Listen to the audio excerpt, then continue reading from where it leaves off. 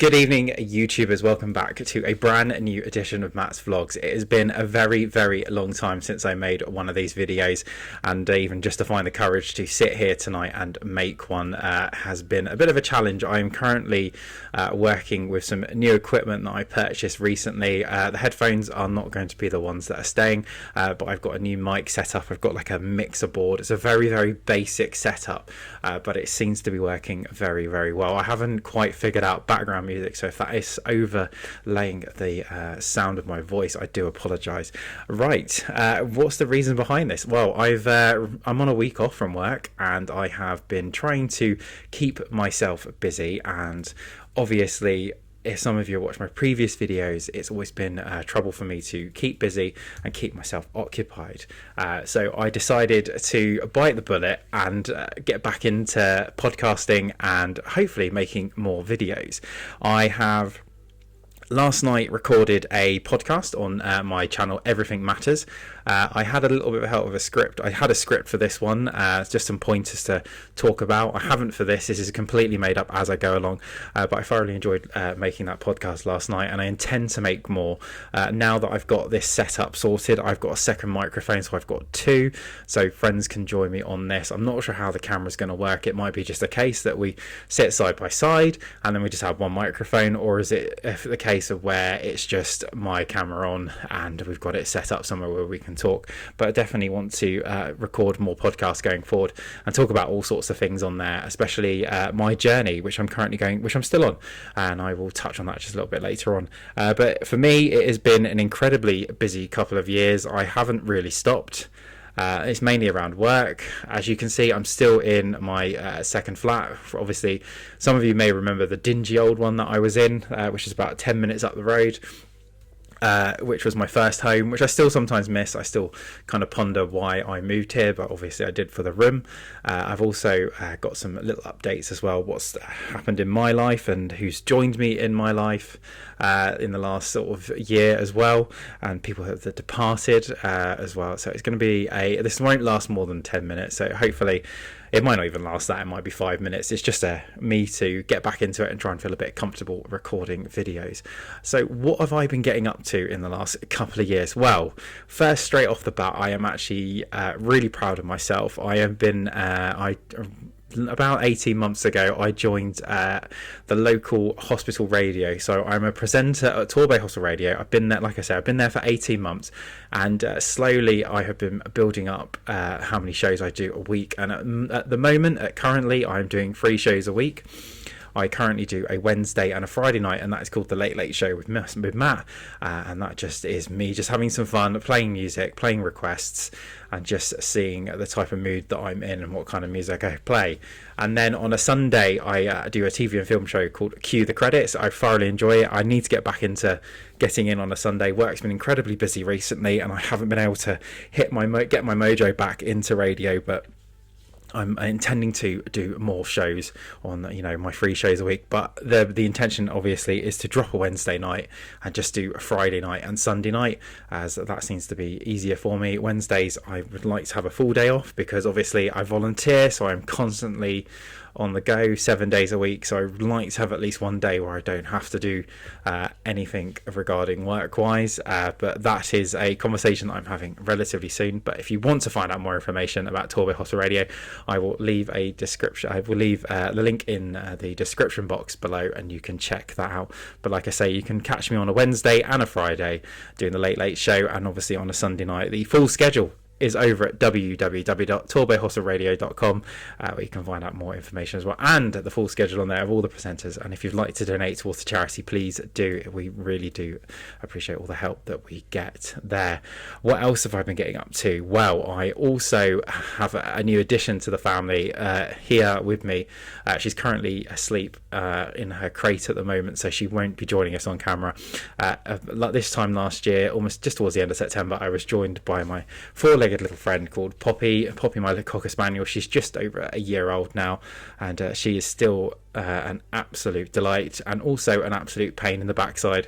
I can take an example this morning on our morning walk, as that's what I've been doing for the last few mornings. I've been getting up reasonably early, about 7:30, 8 o'clock, taking her for a very long walk, but it's never easy with Poppy. She likes to stop every 5 seconds, meet and greet everyone as we're walking down, even though they don't want to talk to her. And she has this obsession at the moment where she wants to talk to every single other dog, even if they're like 4 times the size of her. She'll still give it a go and go and say hello to them, and then end up running and being scared behind my back of my legs, and with her tail still wagging. She's like, I'm being protected. It is really, really annoying, because every morning we are constantly taking longer and longer on these walks, when it's only so it's 20 minutes one way and about 25 minutes back the other way. But with Poppy, it takes almost 30 to 40 minutes each way. And I'd like to just get home and relax in the morning as well. But it's more for her benefit to get her out, get her worn out first thing in the morning, and get her up and ready. And it also helps me. It's been a nice couple of days getting out, and there's nice sunshine, and first thing in the morning with hardly anyone around in Paignton on the seafront. But I'm intending, hopefully weather-wise, to keep doing it. But the weather is not looking great at the moment. But yeah, she's been an absolute delight. I love her to pieces. We're currently I'm in the minute moving stuff around in my living room. I've got boxes, I've got IKEA flat packs that I've built. There's still one more to build. And it's probably moving this room around slightly. So I currently don't have a proper chair to sit on. I'm currently sitting at my table on a bench, and my back is absolutely killing me, but I'm expecting to rectify that, even if it's just a basic office chair, just so I can sit and record videos and do the podcast. But obviously if friends are over, we'll just sit at the table and do it there. But it's there's a lot of plans coming for it. It's generally a great, it's exciting. I've just got to find and pluck up the courage and carry on doing it. It's been it's just one of those. I've just got to find I'm finding the motivation slowly. Like, it's taken me all day just to get to this point of recording a video for you guys, and hopefully it is working very, very well. Also on that front, you're probably wondering how my mental health's been, because this is part of my journey. I like to document things and have it from future past reference, not future reference, something for me to look back on and see how far I've come. So obviously it's been a couple of years since I made a video for this channel, and lots of things have happened in those couple of years. It's been a very rocky journey, and I've got to say the last sort of 12 months have definitely been probably, or 12 to 18 months have probably been the most challenging I've had in a very long time.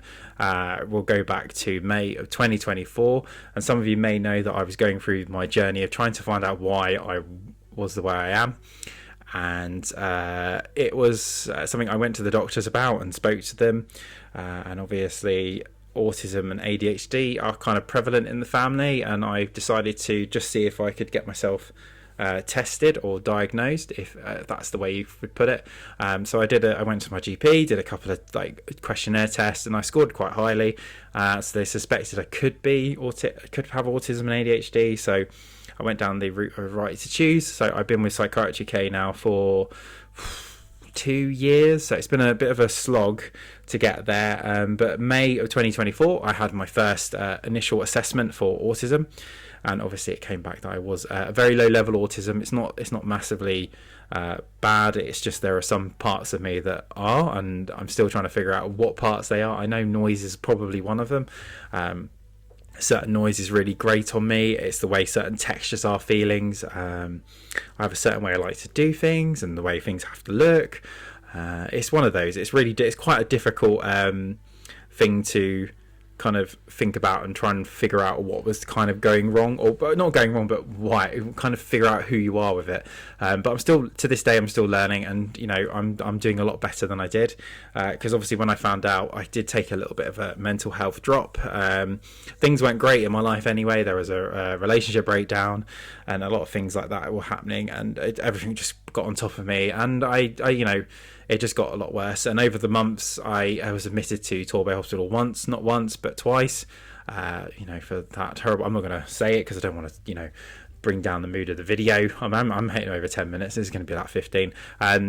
But yeah, so I got admitted twice to Torbay. On the second time was probably the worst thing I did. I was there for almost 24 hours.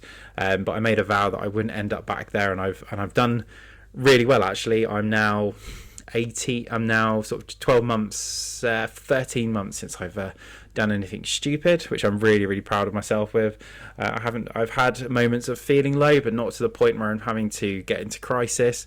I've been very stable. It's just been, I think emotionally challenged is the thing I'm struggling with at the moment. It's trying to regulate those emotions, but that comes with the autism side of me. But I'm getting there. Like, there's a lot of things that are testing my patience at the moment, but hopefully they will get better. And then track forward, probably a couple of months after being diagnosed with autism, in the July of last year, I got diagnosed with ADHD, which a lot of my friends said, you definitely have got it. And to be honest, I kind of knew I did. I was very hyperactive, could get distracted very easily, wouldn't concentrate, wouldn't focus. And that was probably one of the big challenges that I've had probably all my life, is the focusing around certain things with regards to work, school, being out and about. But that's got a lot better. I've been triaged for medication. Please don't ask me what it's called. It is really a name that I can never remember. But I've been on the triage and done 2 different medication. I've done the Ritalin. That didn't really work. That was terrible. I couldn't sleep at all. And then I moved on to this other one, which I cannot remember. If I can remember it's got a base of amphetamine in it. I'm on 30 milligrams. But the funny story was, as you obviously when you trial these new trial the medication, you have to do different doses. So I started off with 30 and that went really well, and they said but they wanted to, so we upped it to 50 for a week, and I was like, wow, this is just it. I could feel my body being a little bit like, wow, this is too much. And then I did 3 days at 70 milligrams. And at that point, I'd had it in, I don't know what happened, my foot had swollen up at work, so I was on different medication for that. And I'd taken my ADHD medication, and within about 20 minutes of taking some steroids to help with this infection in my foot, and on top of that, the antibiotics, I went on an absolute chemical high and was just so chilled out of work. I was doing nothing for about 2 or 3 hours. Ended up just sitting back in my chair and doing absolutely nothing. My manager at the time was just laughing his head off. But he was very grateful that I was there with my dodgy foot, just cracking on with it. It wasn't gout, as some people thought it would be.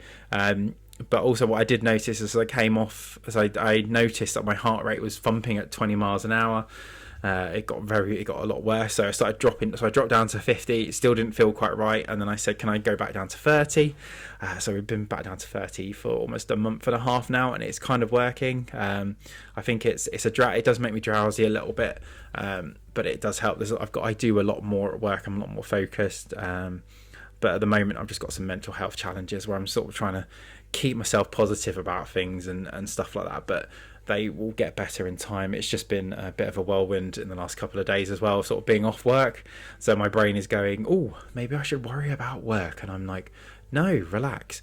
But the annoying thing is I do have a work phone, and I promised myself I switch it off. I've kept it away from me, but obviously I can hear it go. Obviously, your temptation just to pick it up and have a quick look, and I have been looking, not religiously. I occasionally just look, maybe just before I go to bed, and sort of just put it back down. And I don't take it out with me unless I'm out. If I go out in my car, because I also passed my test last year in April. Being 35 years old, I got really annoyed at myself and not being able to drive. No, 34 and not being able to drive. I got to the point in February 2024, or just after Christmas, sort of January time. I was like, no, I need to learn to drive, and I kept putting it off, and I eventually got around to doing it. And my sister sort of recommended me to her instructor, Paul, of Turtle Driving School in Paynton. So there's a shout out for you. He's amazing. He was very patient with me, understood me, because we had a chat before when I started driving, and he was amazing. And so I just understood what I was going through. I was very patient as well. Like, I only had, so the funny thing was with that, I'm going to go off track here. This is really annoying. The funny thing was with the my driving is I only took. I had booked a block of 5, put £400 in. I was like, there's a block of 5. Let's just have 2 hours. So that was 10 hours worth of driving.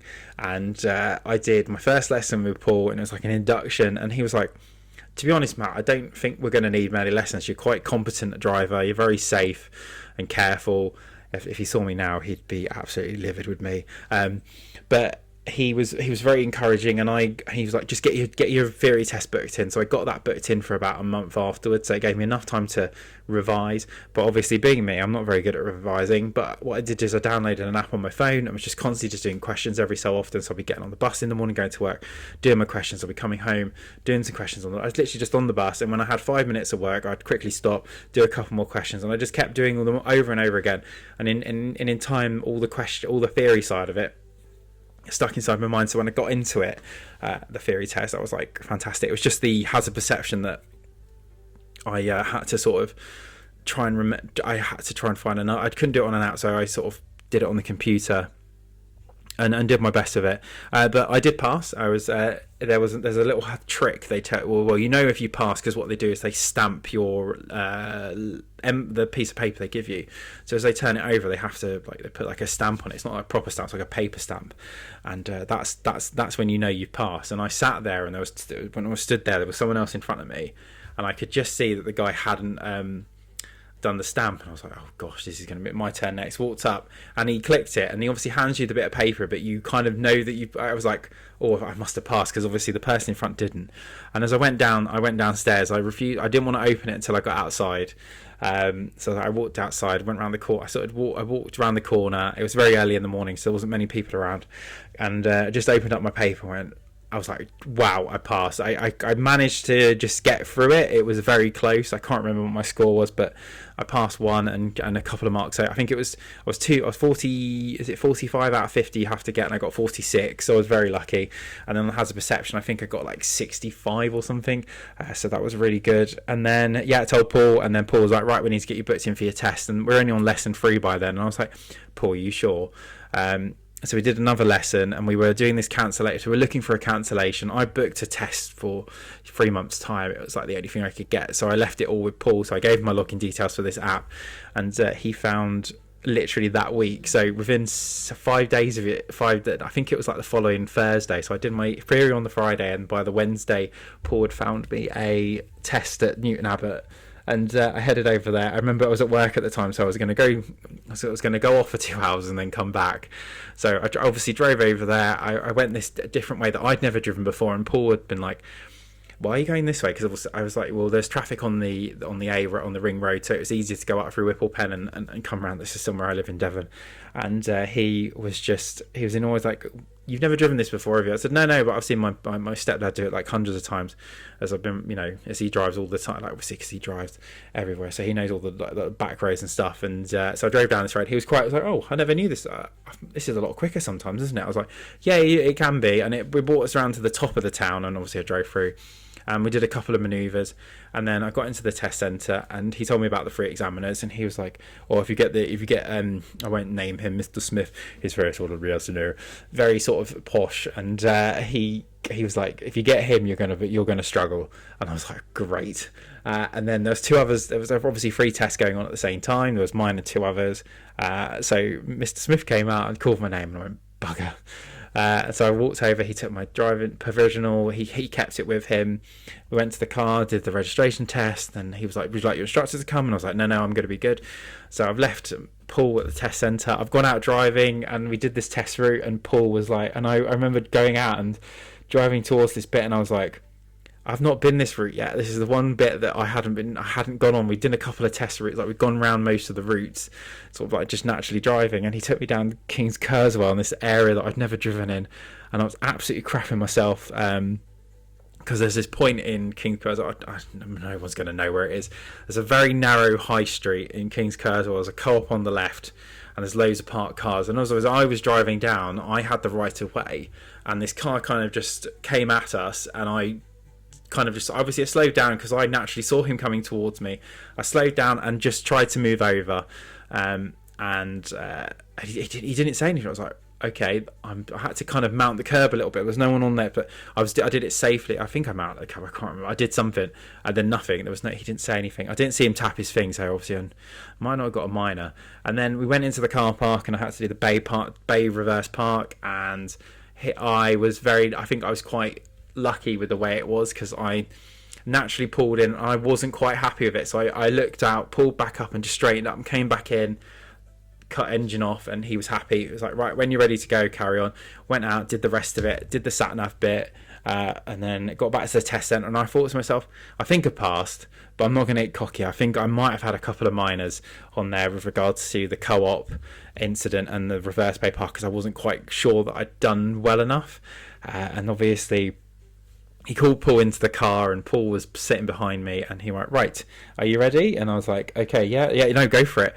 And he goes, I'd like to, okay, Mr. Judge. He's like, Mr. Judge. I was like, yep. I'll just let you know that you passed your test and you've got no minors. And I'd looked up at Paul, and I looked back at Paul, and Paul's like, he was like, are you sure? And I was like, are you definitely sure? And he goes, no, you definitely passed. I went, and I literally swore, I went, in hell. And Paul was just like, with an absolute hysteric. I was like beaming, and Paul was like, calm down. And I was like, yeah, okay. So he got off. He took my provisional, and I passed my test with no minors, like complete perfect drive. Paul said that my sister hadn't got a perfect drive on her; she got a couple of minors. So it is. We've both done 2 tests.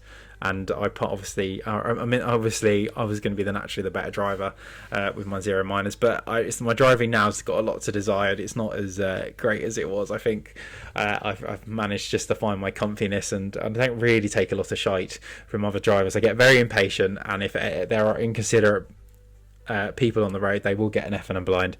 And I suspect my dash cam has got lots of footage of me swearing, because I know my friends have heard it on the phone, especially my mum when she's called. But yeah, it was kind of fun. So yeah, I've been driving just over a year and a bit, so there's been a lot going on. There's lots. So yeah, it's been a rocky. Like I say, it's been some uneasy moments, and there's been some really, really good moments. Obviously, passing the test, getting poppy. I've lost a lot of weight because in 2023 I weighed myself and I was 17.5 stone. I'm now down to about 13, so hopefully I look it. I don't know. These cameras can lie sometimes. But who knows? It's been an incredible 18 months, and I'm very proud of how far I've come. I've got a way to go. I'm still not quite happy with my weight. There's other little bits in my life that I need to improve on. But I'm hopefully making those steps forward now to make myself better. I'm very grateful for the people I've got around me, and my friends, my family. It's been amazing. They've been all absolute rocks, and I can't thank them enough. And especially some people who are extra special to me, and I thank them very much for the support, love and care that they've given me, and the encouragement. Obviously it's been, like I say, it's been challenging, but I'm getting there. Right, but I'm gonna stop this video now because I feel like I've gone on too long. I will update you again with more stuff soon, but if you'd like to check out my podcast, Everything Matters, there's, like I said, a brand new episode. I will put the links down in the description. I will also get ready to plan the next one. Hopefully this video has come out really, really well. I feel a bit more confident talking. There's not so many ums and ers like there used to be. I think it's come flowing quite naturally. I'm getting a lot better because I've been on the micro and I'm on the radio, so I don't really get a lot of time to sort of stutter.